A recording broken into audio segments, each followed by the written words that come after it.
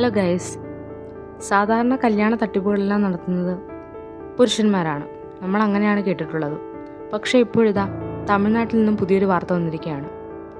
5 യുവാക്കളെയാണ് ഒരു പെൺകുട്ടി കല്യാണം കഴിച്ച് പറ്റിച്ചിരിക്കുന്നത്.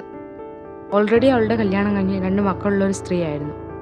ഭർത്താവ് മരിച്ച ശേഷം അവൾ മറ്റൊരിടത്തേക്ക് താമസത്തിന് പോയി.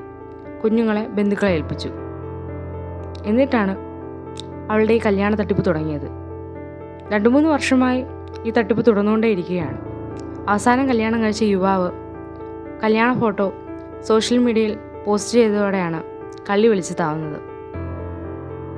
പോലീസ് സ്റ്റേഷൻ നിറയെ ഇവൾ കല്യാണം കഴിച്ച യുവാക്കളുടെ ബഹളമായിരുന്നു. അത് എൻ്റെ ഭാര്യയാണ്. പല പേരുകളിൽ പല സ്ഥലങ്ങളിൽ പലരുടെയും നവവധുവായി ഈ സ്ത്രീ ഉണ്ടായിരുന്നു. അങ്ങനെ ഒടുവിൽ കല്യാണ റാണി തമിഴ്നാട് പോലീസിൽ പിടിക്കപ്പെട്ടു. പുരുഷന്മാർക്ക് മാത്രമല്ല, സ്ത്രീകൾക്കും അങ്ങനൊരു കഴിവുണ്ടെന്ന് അവളിലൂടെ തെളിയിച്ചു. കല്യാണ റാണി, തമിഴ്നാട് കല്യാണ റാണി.